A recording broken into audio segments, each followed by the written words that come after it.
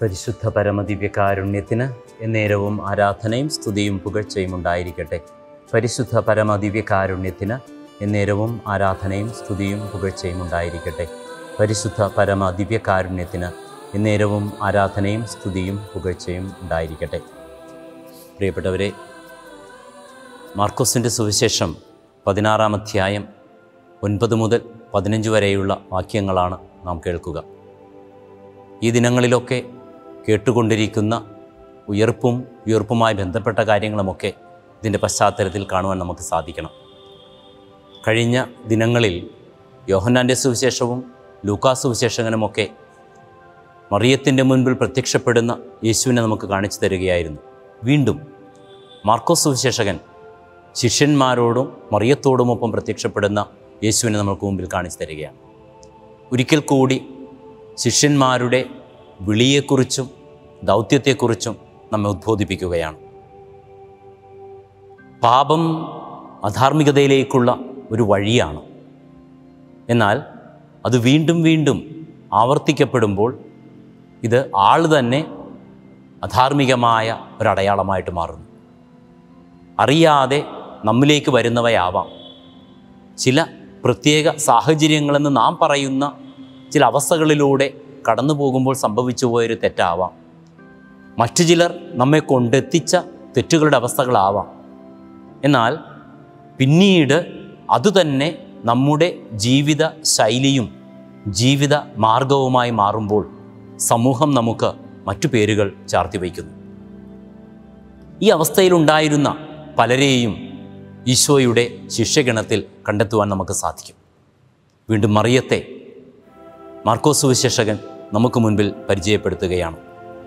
എന്നാൽ പുറത്തു വരുവാൻ ആഗ്രഹമുണ്ടായിരുന്ന പാപികൾ ഉണ്ടായിരുന്നിരിക്കണം. ആയിരിക്കുന്ന അവസ്ഥയിൽ നിന്ന് പുറത്തേക്കൊന്നു വരുവാൻ വിശുദ്ധമായ ഒരു സമ്മർദ്ദം നമുക്കറിയാം, നിഷേധാത്മകമാണ്, തിന്മയാണ്. എന്നാൽ വിശുദ്ധമായൊരു സമ്മർദ്ദം, നമ്മളെ നന്മയിലേക്ക് നയിക്കുന്ന രീതിയിലുള്ള ഒരു സമ്മർദ്ദം ചിലപ്പോൾ ചിലർക്ക് ലഭിച്ചു കഴിഞ്ഞാൽ അവർ വിശുദ്ധിയിലേക്ക് വളർന്നേക്കാം. പെട്ടുപോയിരിക്കുന്ന അവസ്ഥകളുണ്ട്. എഴുന്നേറ്റ് പോരുവാൻ ശ്രമിക്കുമ്പോഴും കൂടെയുള്ളവർ തയ്യാറാവാത്ത, അനുവദിക്കാത്ത, വീണ്ടും വീണ്ടും തിന്മയിലേക്ക് തന്നെ വലിച്ചിഴക്കുന്ന അവസ്ഥകളുണ്ട്. മറിയത്തിൻ്റെ അവസ്ഥ ഒരുപക്ഷെ അതായിരുന്നിരിക്കണം. അവളെ നാട്ടുകാർ പിടിച്ചതും ഈശോയുടെ മുൻപിൽ കൊണ്ടുവന്നിരുത്തുന്നതുമൊക്കെ ദൈവത്തിൻ്റെ വഴികളായിരുന്നിരിക്കണം. അവളുടെ കൈക്കൊന്ന് പിടിച്ച് എഴുന്നേൽപ്പിച്ച് പുതിയൊരു ജീവിതത്തിലേക്ക് കൊണ്ടുവരുവാൻ. വർഷങ്ങളോളം ദൈവാലയ കവാടത്തിങ്കൽ തളർന്നു കിടന്നവനെ എഴുന്നേൽപ്പിച്ച് നന്മയിലേക്ക് കൊണ്ടുവന്നതുപോലെ, മരിച്ചവനെ സംസ്കരിച്ച് ദിവസങ്ങൾക്ക് ശേഷം വീണ്ടും ജീവനിലേക്ക് കൊണ്ടുവന്നതുപോലെ, ദഹിപ്പിക്കുവാനായി അല്ലെങ്കിൽ സംസ്കരിക്കുവാനായി കൊണ്ടുപോകുന്ന മൃതശരീരത്തെ പിടിച്ചു നിർത്തി എഴുന്നേറ്റ് അമ്മയെ ഏൽപ്പിക്കുമ്പോൾ സംഭവിച്ചതുപോലെ, പിശാച് ബാധിതനായവനെ സ്പർശിച്ച് വീണ്ടും നന്മയിലേക്കും ജീവനിലേക്കും കൊണ്ടുവന്നതുപോലെ, ചിലയിടങ്ങളിലൊക്കെ വിശുദ്ധമായ ഈ ഒരു സമ്മർദ്ദം ആവശ്യമാണ്. നന്മയിലേക്ക് വരുവാൻ ആഗ്രഹമുണ്ടായിരുന്നിട്ടും സാധിക്കാതെ വരുമ്പോൾ ചിലപ്പോഴെങ്കിലുമൊക്കെ ചിലരെങ്കിലുമൊക്കെ കൂടെ ഉണ്ടായിരുന്നിരിക്കണം. സഭ നമുക്കിതിനായി നൽകുന്ന പ്രധാനപ്പെട്ട ഒരു കാര്യം കൂടിയാണ് കുമ്പസാരമെന്നുള്ള കൂദാശ.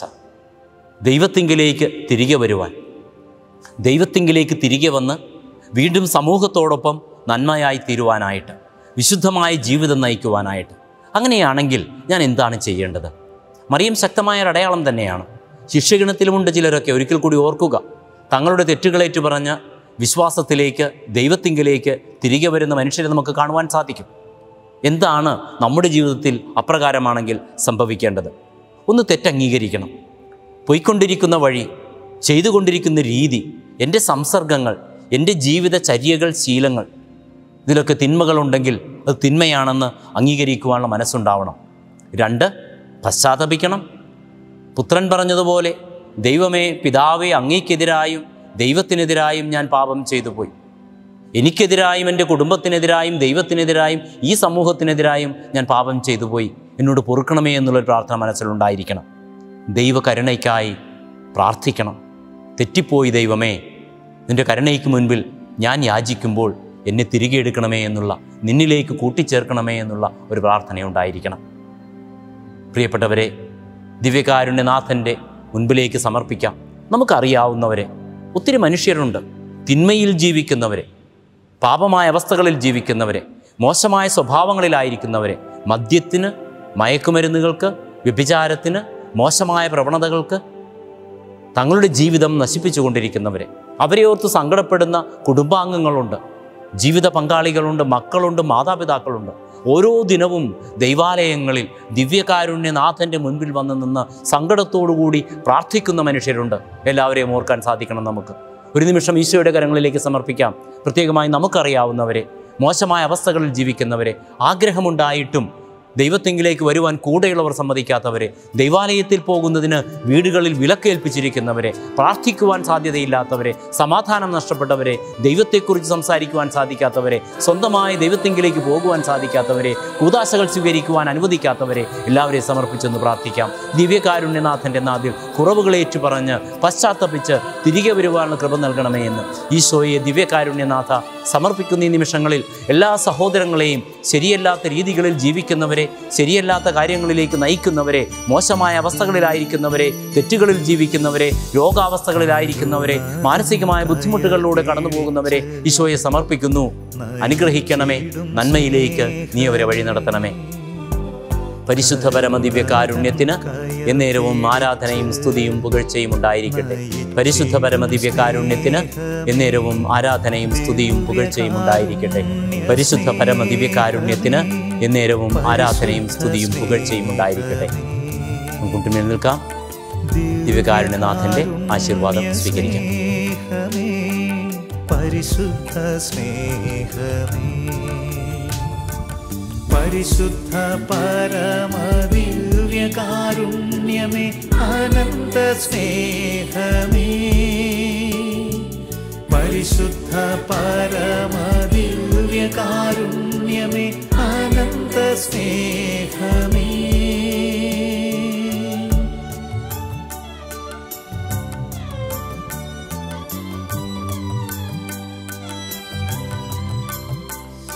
പരിശുദ്ധ പരമദിവ്യകാരുണ്യത്തിന് എന്നേരവും ആരാധനയും സ്തുതിയും പുകഴ്ചയും ഉണ്ടായിരിക്കട്ടെ. പരിശുദ്ധ പരമദിവ്യകാരുണ്യത്തിന് എന്നേരവും ആരാധനയും സ്തുതിയും പുകഴ്ചയും ഉണ്ടായിരിക്കട്ടെ. പരിശുദ്ധ പരമദിവ്യകാരുണ്യത്തിന് എന്നേരവും ആരാധനയും സ്തുതിയും പുകഴ്ചയും ഉണ്ടായിരിക്കട്ടെ. പ്രിയപ്പെട്ടവരെ, ദൈവത്തിൻ്റെ സംരക്ഷണമുള്ള നല്ല ഒരു രാത്രി, സുഖനിദ്ര സ്നേഹപൂർവ്വം ആശംസിക്കുന്നു. പുലർക്കാലത്തിൽ പരസ്പരം കാണുവാൻ ദൈവം നമ്മെ അനുഗ്രഹിക്കട്ടെ. സ്തുതിയായിരിക്കട്ടെ, എപ്പോഴും എപ്പോഴും ദിവ്യകാരുണ്യ സ്നേഹമേ, പരിശുദ്ധ സ്നേഹമേ, പരിശുദ്ധ പരമദിവ്യകാരുണ്യമേ, അനന്ത സ്നേഹമേ, പരിശുദ്ധ പരമദിവ്യകാരുണ്യമേ, അനന്ത സ്നേഹമേ.